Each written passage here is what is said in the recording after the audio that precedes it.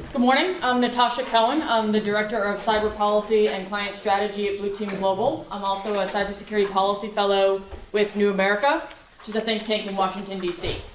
And nothing I say here is the official policy of Blue Team Global or New America. I have to say that at the start.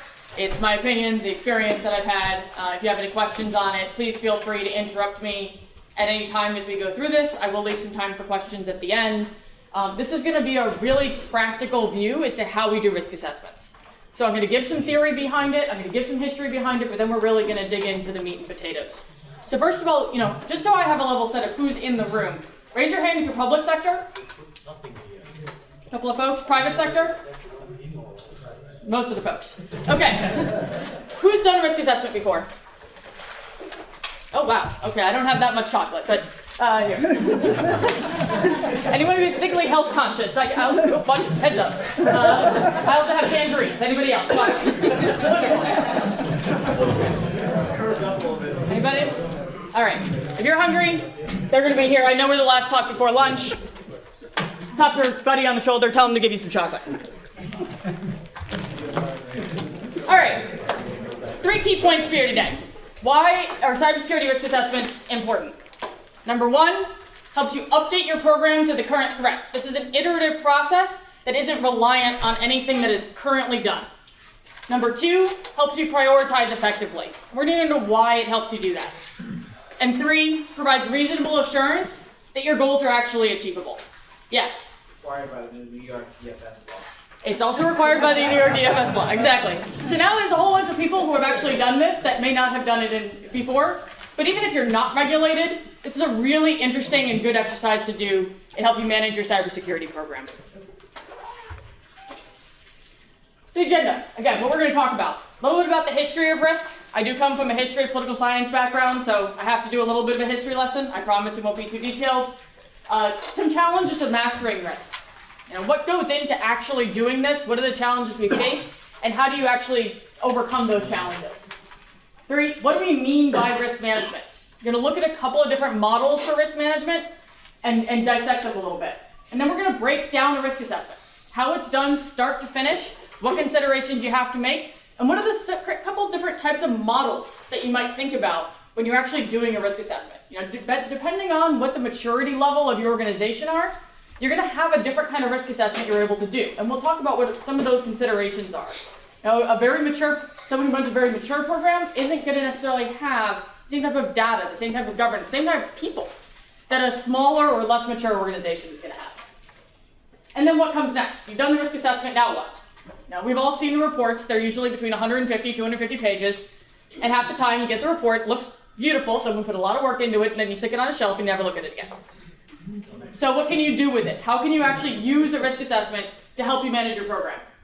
And then I have some additional thoughts about risk that hopefully we'll get to at the end. All right. Who's this guy? Risk taker. Risk taker, yeah. Where is he? What's the weather that day? Anybody know? What type of safety equipment is he using? Okay. He's about halfway up El Capitan, which, if you're not familiar with it, is a very large granite rock face in Yosemite Valley. And the guy's name that was in the former picture, his name is Kevin Jorgensen. And together with his climbing partner, Tommy Caldwell, he climbed this entire rock face with no other safety equipment but some ropes. And Tommy Caldwell wrote a book called Pitch, which, if you're interested in rock climbing, is a wonderful book. I highly recommend you read it. It goes by very quickly. And his central theme in his book is that you have to be able to risk manage in order to take part in this activity or any other extreme sport. I'm a scuba diver. Anybody else scuba diver? Okay, we got a couple.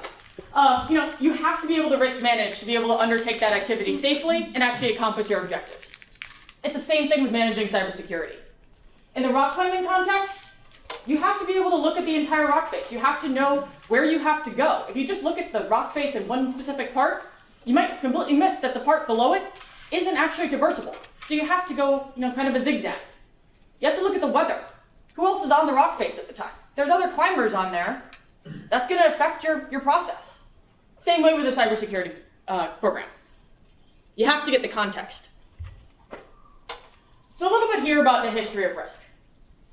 Now, the essential part of risk management is that we are not at the whim of the gods, that we can actually make decisions, and we can do that based on effective information.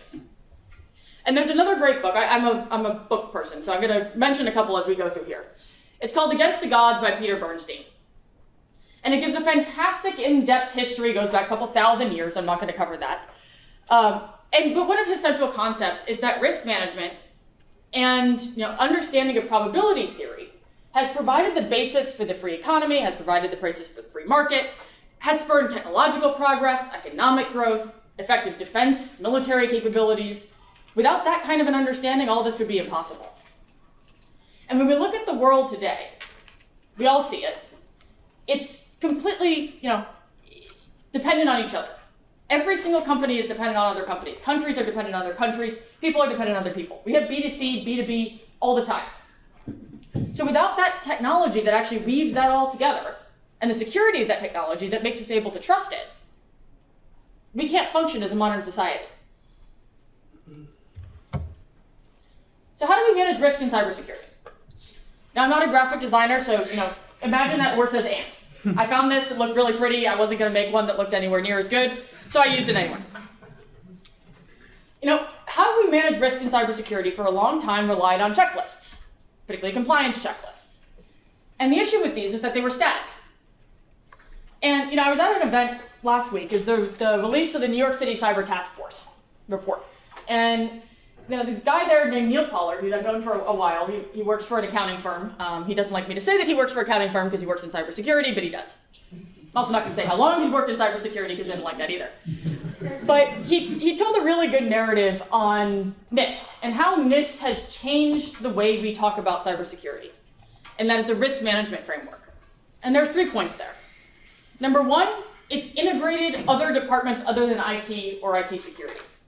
It has allowed other departments to have a piece in this discussion, and it's created a common vernacular for them to all talk about it. It's also created the 3 lines of defense and how we actually implement that throughout the organization. And then third, it's allowed us to have this kind of conversation independent of what industry the companies are.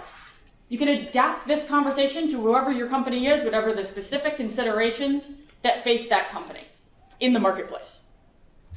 Now, I'm not going to say that compliance is bad. Oop, there we go.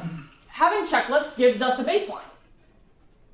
And that baseline prevents us from being low-hanging fruit. So it's good to have those kind of checklists, but it has to be adapted. It has to be worked out to your organization.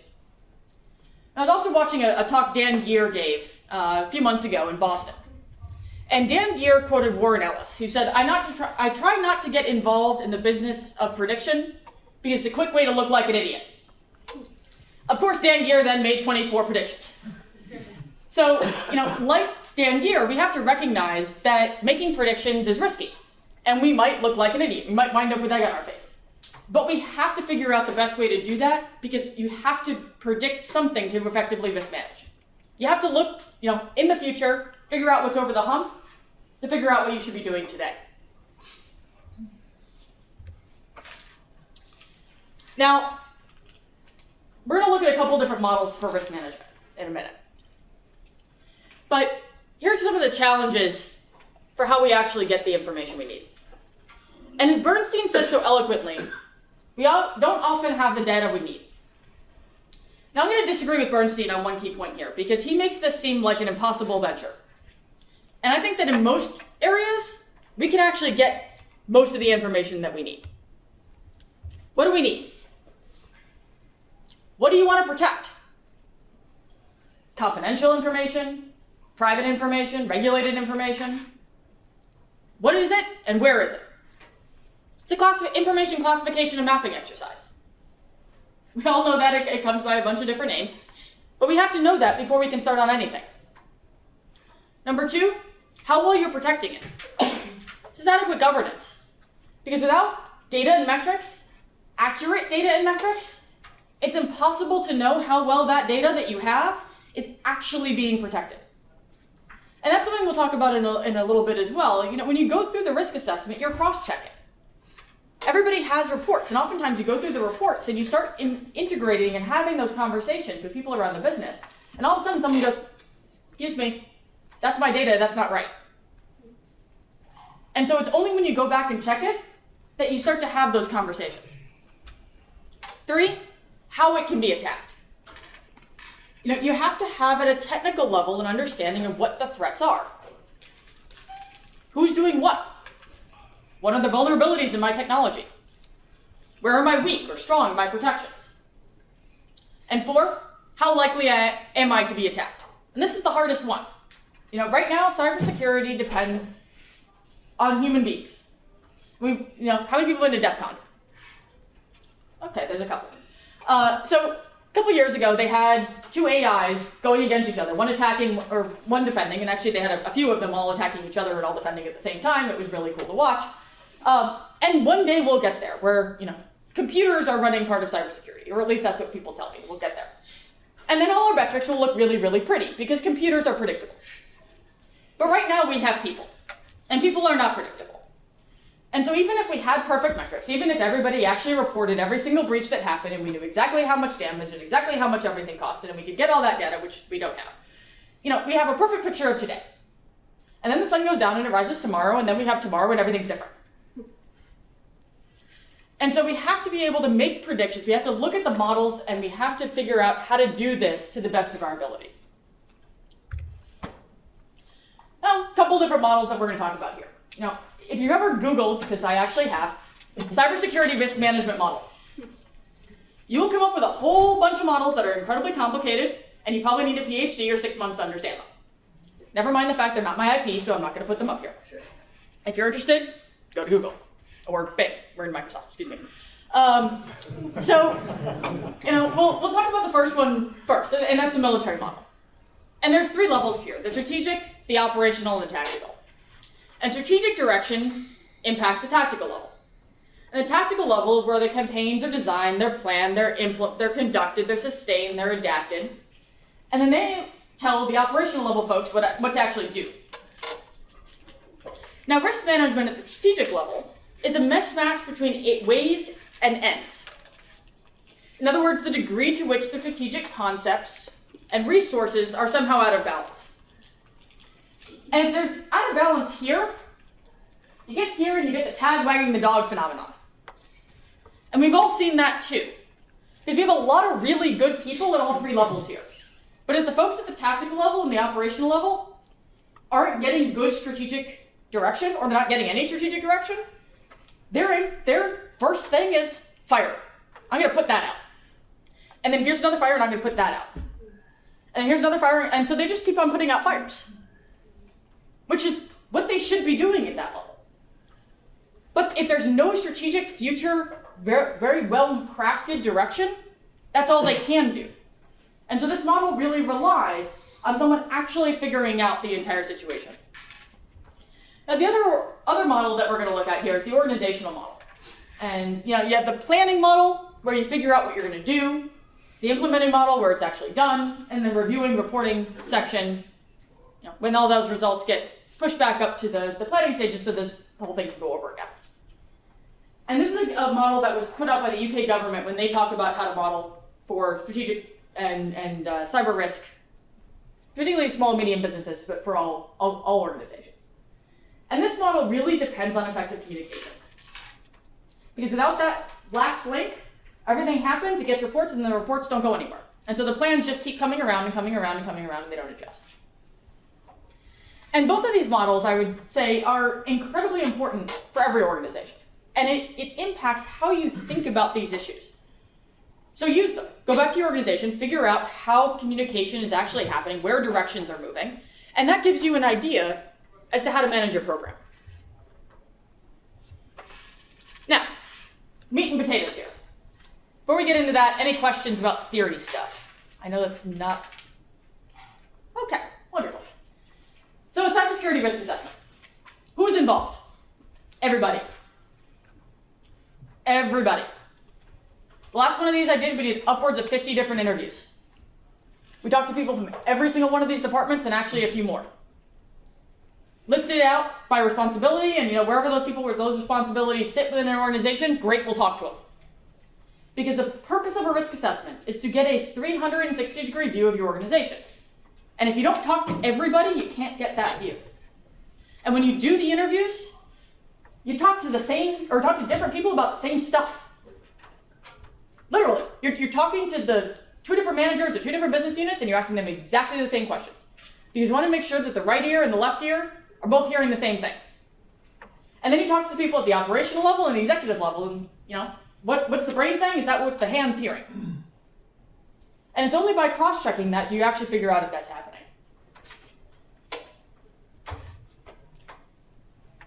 So when we're talking about a goal of a risk assessment, right, we're talking about maximizing the areas that we have knowledge and minimizing the areas that we don't. And so to do a threat, we have to start with the threat assessment. What do we actually know? And at the external level, that can be from trend reporting, intelligence reports, technological developments, incident reports. Internal, exercises, employee reports, vulnerability reports. I want to understand what threats are actually out there. What are we talking about? And then we put those into context. So it's called a risk vector analysis. Because multiple different threats can come through multiple different vectors, or one threat can come through multiple different vectors.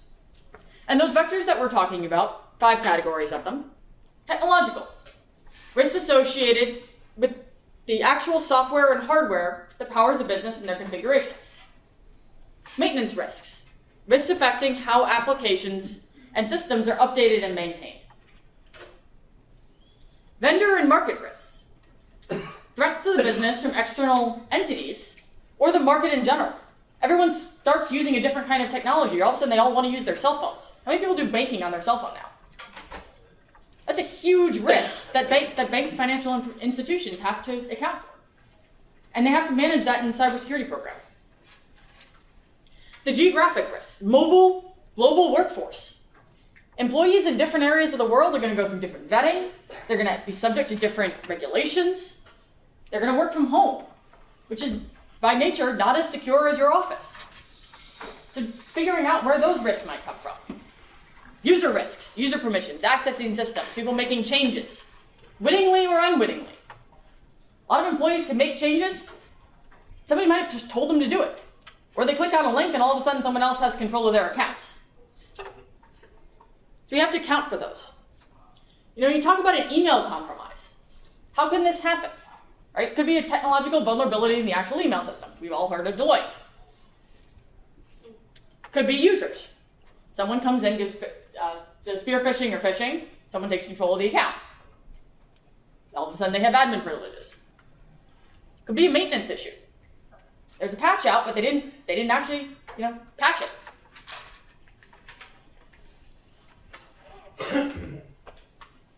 So now we have the threat assessment.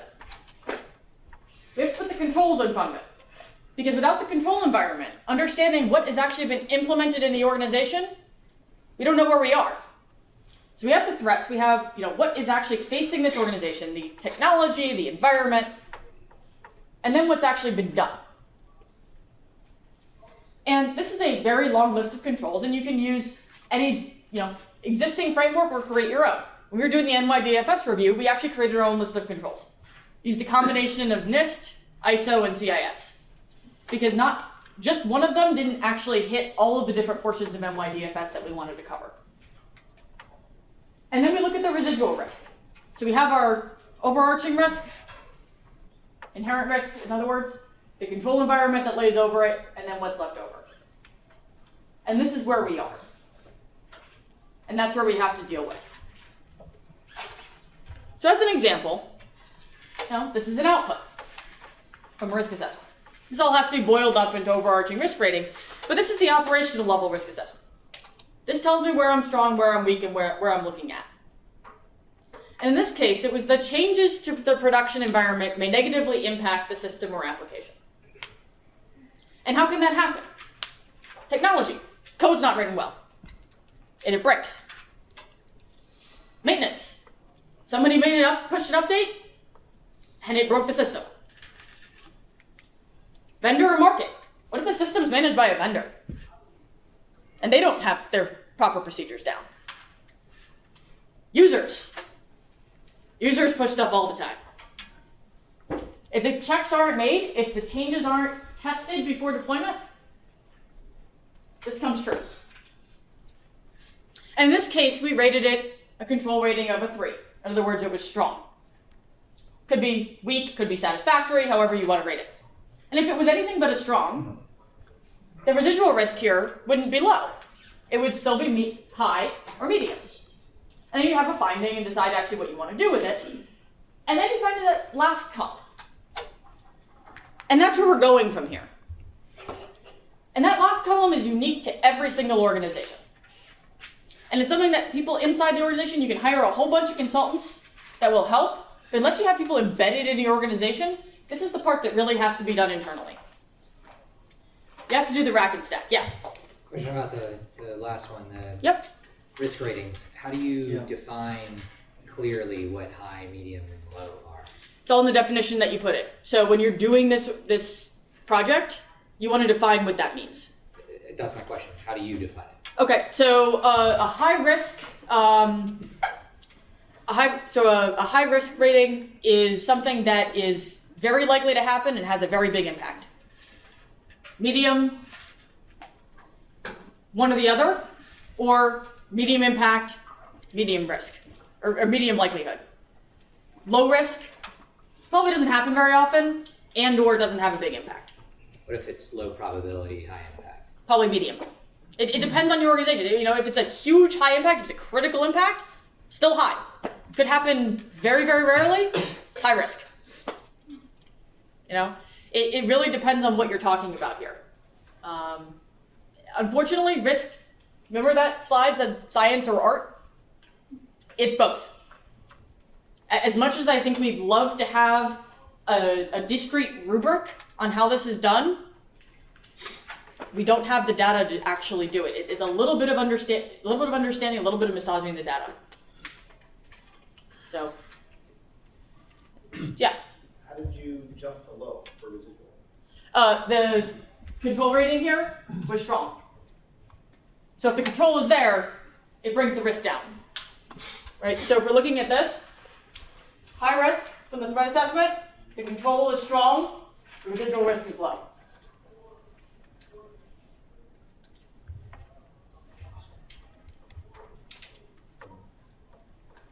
So when we're prioritizing these things, yeah, we're looking at the residual risk. We also have to look at resources needed. Technological feasibility. You know, it could be a very high priority to do, but when you're actually mapping that out, building a roadmap, if the technology takes 2 years to build, it's going to be a slightly different priority in how you manage your resources. You know, a concept that we've been talking about a lot recently is information classification. And anyone who's worked in the government is going to basically put their head in their hands and go, I've been dealing with this for forever, and now the private sector just has to kind of catch up. Well, there's an issue with classification, and that is the information classification of data itself that we're all struggling with, because the technology there doesn't really exist yet. There's a couple different programs that do it, but even then, it's here and there. And so it's one of the things we dealt with actually when we were doing this, one of the risk assessments that we just did, is what is the likelihood that, you have your information, it's highly regulated data, it sits in this wonderful production environment, you have very strong controls over it, it looks very pretty, everything's checked off. And then somebody moves that data to a test environment. There's no metadata tags on that actual that data that says this is highly classified. So someone could do anything with that test environment if you don't have the right controls on it. Or somebody exports it from that very lovely database and puts it in an Excel spreadsheet on their desktop. Is that spreadsheet classified? Certainly not automatically. So when we're thinking about those issues, what's the likelihood? What is your environment like? Do people often export things? It might be low risk, but we have to start thinking about it. And there's other compensating controls that we can talk about, and I'm going to get into that in just a second. So when we're talking about priorities, though, we also talk about regulatory pressures. What is actually required for you to do? What's your risk appetite? And every organization, again, is going to have a different answer for that. All right, so some additional thoughts about cyber risk. Now, I had a professor once who was very fond of saying this, is that we've gone long on technology. So what does that actually mean for us? Anybody in the finance industry is going to understand what this means. We have bet so hard on technology, we don't really have an alternative right now. I was at an event a couple weeks ago. It was hosted by West Point, and actually the head of the Air National Guard for New York was there. And I asked him what his major concern was. It was a cybersecurity event. And he said command and control. That's his #1 priority as the head of the Air National Guard in New York State. Because command and control in the military today are so reliant on those technologies that if they break and people are attacking them, what do? Now, the Navy is teaching its sailors how to navigate by starlight again, because we're worried about that. And the private sector has gone really long on technology too. And especially with the advent of cloud, we're consolidating that bet into some very small number of companies. Amazon went down and business grinded to a halt a few months ago for a lot of companies. How are we going to think about that? And what can we do to mitigate it? How do we hedge our cybersecurity risk? We talked about one of them. The idea of compensating controls. If you can't put tags on data, you can't classify things at the specific data point, how about controls over what you can actually export from that database? Or if you have to have people exporting, okay, so if enough data is actually exported, you get an alert. So you have to investigate it. Somebody knows about it. It's an audit log. We can think about that. We can also hedge our cybersecurity risk to the concept of layered security. And layered security's, I think, got a little bit of a bad rap recently. And I was having a conversation again pretty recently, and someone said, we're doing away with layered security. I don't think it works. Somebody told me it was outdated. And I said, okay, so what's the environment? And he just starts describing the environment where they have literally gone and plugged every single little hole in the environment with a different tool. And this isn't a shop of 40 different InfoSec people. This is just a couple of people. So now they've got multiple tools addressing the same layers, sometimes crossing layers. They're actually fighting with each other to address the same problem, so the network is slow. And they don't actually have the people to monitor all the tools.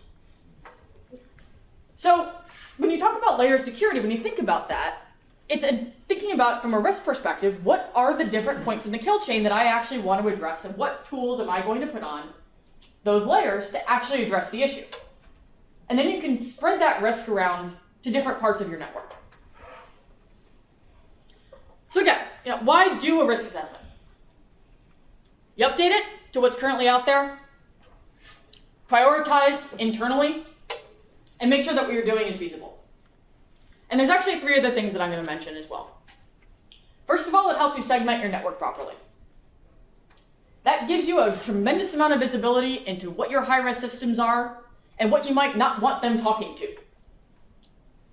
Because you've now taken a look at what your high-risk systems are and how effective your controls are, and even segmenting your network can be a control. It can be a compensating control all by itself. Second thing, it's an integration loss of stovepiping tool. You now have the ability to take a look when you're doing a risk assessment at the metrics and the governance surrounding all of your applications, the control environment, and the threats facing those applications. So say, for instance, you have a whole bunch of applications across different business units that are all web-facing, and they all have PII and PHI in them. We'd like all those controls to be the same. We have enterprise standards. A lot of times those controls, the original risk assessments, are done at the business unit level. And that probably is how they should be done. The business unit folks know their specific considerations, and they can work with the people actually doing the development. But when it comes to actually assessing what your risk is as a company, that has to all be cross-checked. And that's done during a risk assessment. And third, it gives you buy-in. You remember that list of all the people we interviewed for a risk assessment? They've all now had a piece of this. They've had the ability to have their say, and they're going to see their quotes in the actual report. And they're going to be engaged in this process as it goes forward, because as a risk assessment, when you operationalize it, you bring it before a steering committee. You create a roadmap. And those people that had a part in this process now own part of information security. And it makes them their business. So with that, I'm going to turn it over to questions. Anybody questions? Okay, we'll talk about the models then.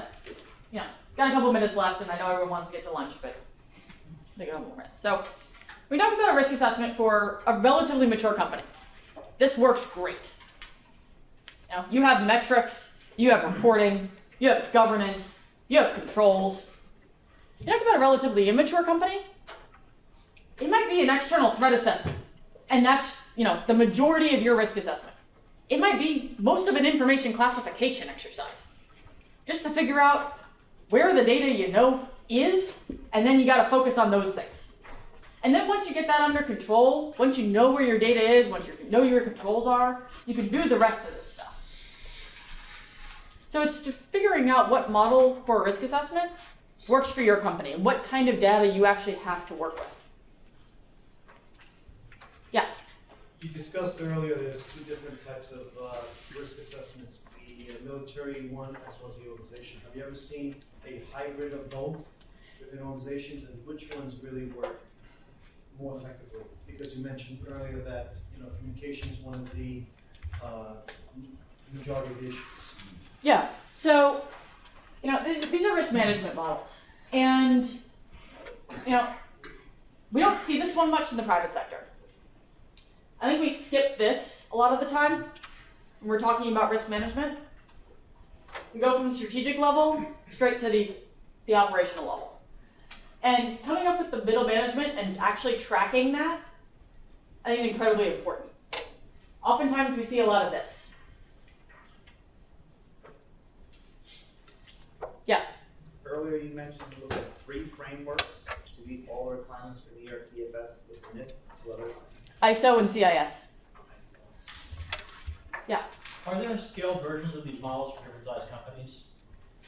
I haven't seen any really blown out. I tried looking for them, and it didn't come up with The anything. analogy I use is like the PCI compliance assessment. When it first came out, it assumed everyone was Walmart and 500 pages. Yep. And they came out with a slimline version for smaller, medium companies that made more sense that you could actually answer. Yeah. Yeah. So actually, the NIST Crest tool is a really good tool for multiple size businesses.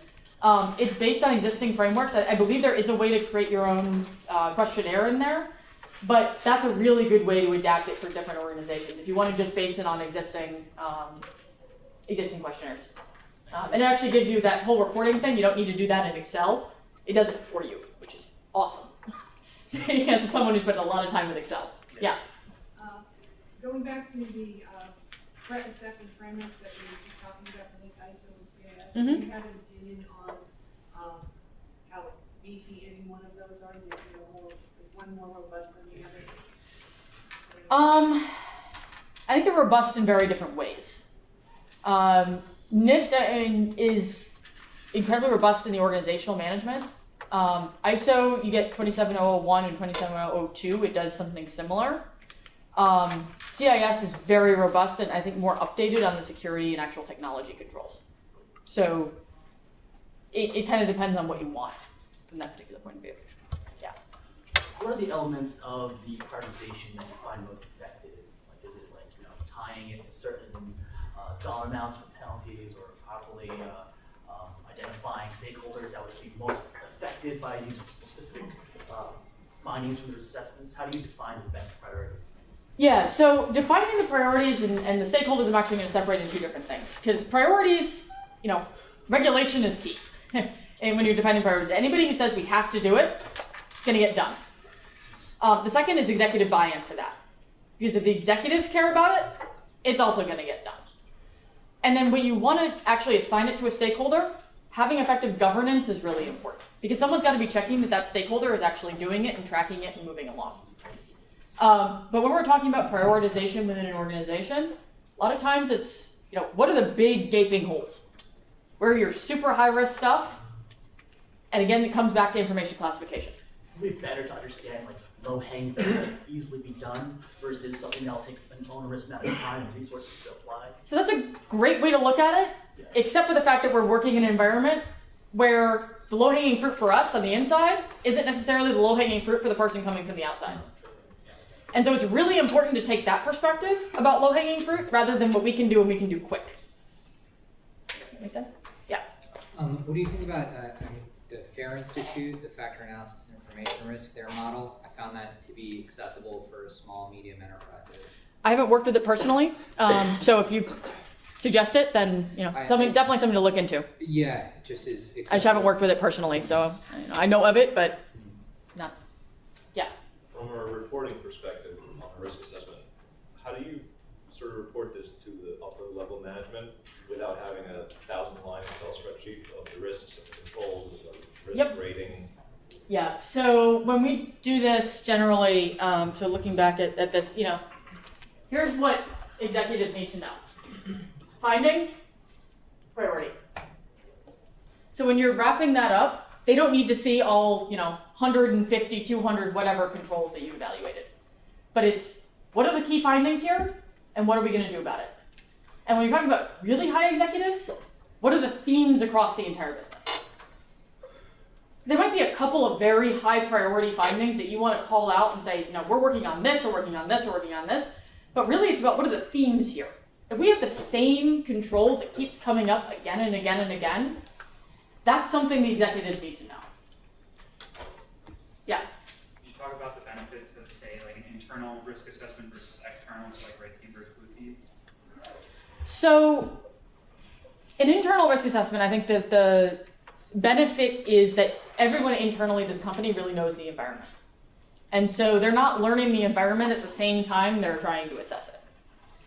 At the same time, to get buy-in, it's really hard to get that from an internal team.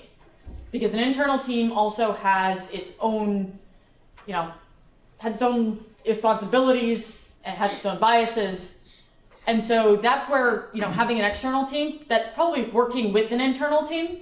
And we've seen these done, contracted by the IT department, InfoSec, risk management. Every one of these is going to have a different flavor also, depending on who the ultimate client is and what level in the organization that client is at. But when you have an external team, that's the advantage, is that they are coming at this with an external perspective. So budget might also have a big part in how you decide who manages this project, and just expertise. Do you have someone internal to your company that can actually do this, who has done a project like this? If not, then having 1 year where it's done by an external firm might be helpful. There's a lot of information. When we do this, you're looking at, somewhere between 20 to 50 interviews, depending on how large your organization is. You're talking about reviewing all of the policies and procedures relevant to your cybersecurity program. And you're looking at all the governance and metrics.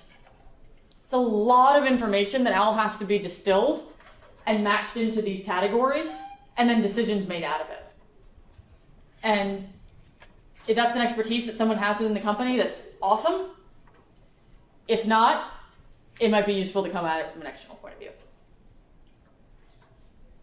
Yeah. I would just add that one thing to bear in mind, though, when you're deciding to bring in an external resource to do this, is that anything that gets found, the findings are now a matter of public record. Even if it's just between a parent and a child organization, they're no longer now something that's just in-house, and they have to then now be dealt with, which raises another level of governance and challenges for people. Agreed, with one caveat, and that we actually do these often under the protection of an agreement with a law firm. Because how we usually do this is we contract with the law firm who is contracted to the client, and everything we do passes through the law firm. And I am not a lawyer, so I'm going to explain this as best as I can, that I've heard the lawyers explain it, in that as long as the organization doesn't share the entire report around the entire organization, that they only send the relevant parts to the different business units, and that only the executives take a look at it, they can retain some expectation of attorney-client privilege on the report. If the report is sent around to the entire organization, they probably lose that expectation. And I know there's a lawyer back here, so you're going to have something to say about it. One thing to keep in mind when you say attorney-client privilege, it's valid in the context of anticipating or actually in litigation. So to the extent that you're not responding to an incident, whether it's a breach or not, you're doing this proactively, you may or may not be able to say for sure it's protected by attorney-client privilege, but you're certainly gonna be in a better position if you start out just as it was described. Having your outside counsel, retain the forensic firm, have the report come through the forensic firm, and keeping it at the C-suite. Yeah, and it's funny, you mentioned a forensics firm, and we're an information technology cybersecurity firm. I can say that, I come at this from a policy background. Actually, 2 members of my team that are in the back here, they're both from a technical background. And I think the reason that we were able to do these projects well is because we come from those 3 different backgrounds. So I think it is essential, especially in the risk assessment, to have team members, even if you're running it as an internal project, from different parts of the organization. And that have different backgrounds and are going to come at this issue from different ways. Yeah. So you said it's part science and part art. Is where exactly is the science in that example you had? Is there math or weighting behind the relationships in order to figure out the risk residual? Or... Yeah, I mean, you can look at intelligence reports, you can look at trends. Those are mathematical. And when you're talking about controls and governance, then you really come up with metrics, right? So when you're talking about metrics on cybersecurity, you can, how many of my critical or high vulnerabilities were patched within 90 days? That's a pretty good metric for how well your control's working. So there's a little bit of science here too. But that depends on having the right governance, the right, set up in your organization to actually capture those metrics and be able to do that. Yeah. Could you speak to the chart you had before with the risk statement and the risk category column? Is that something that's attached to the risk statement, or is the risk categories listed there used to derive those risk statements? Yeah, so actually, when we do this, the risk statement may repeat multiple times, but the combination of vectors and the control are going to change.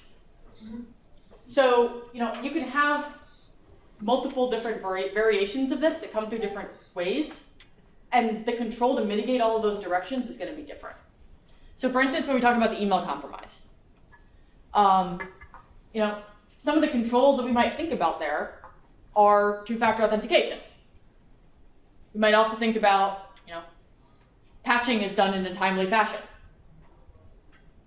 So even though the risk is the same, an external actor compromises my email system, the vector is different and the controls are different.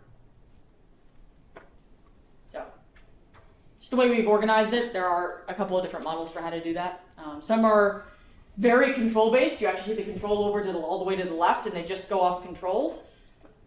This is, I think, takes a little bit more of the external view as to what the environment is and how that is actually controlled by the setup in the organization.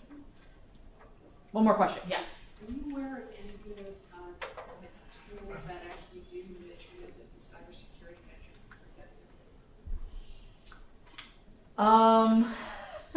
Depends on what metrics you're talking about. Honestly, good governance. People checking. It's need people that check off in a system, or do vulnerability tracking. It's not a sexy job, but it has to be done. Right, one more. Crossover between art and science, and how does that relate to interacting with the multiple facets of a business or an organization? Is there what kind of skills go into that? For instance, you're something conversation with certain group here, certain group there. How are you doing that properly? We're talking to different people within the organization? Yeah, so we talked about the same topics, but the questions may be phrased very differently. Okay. So we're not going to necessarily ask the business or the application owner the exact same question as we're going to talk to the person who's actually implementing the patches. But we might ask, the guy who's implementing the patches, have you ever been held up implementing patches for a business purpose? We're going to ask the application owner, have you ever held up a patch for business purposes? And if the guy implementing the patches says, oh yeah, that happens all the time, and the business owner says, no, never. Well, then you have a problem. Right. Okay. Well, thank you, everybody. We're on for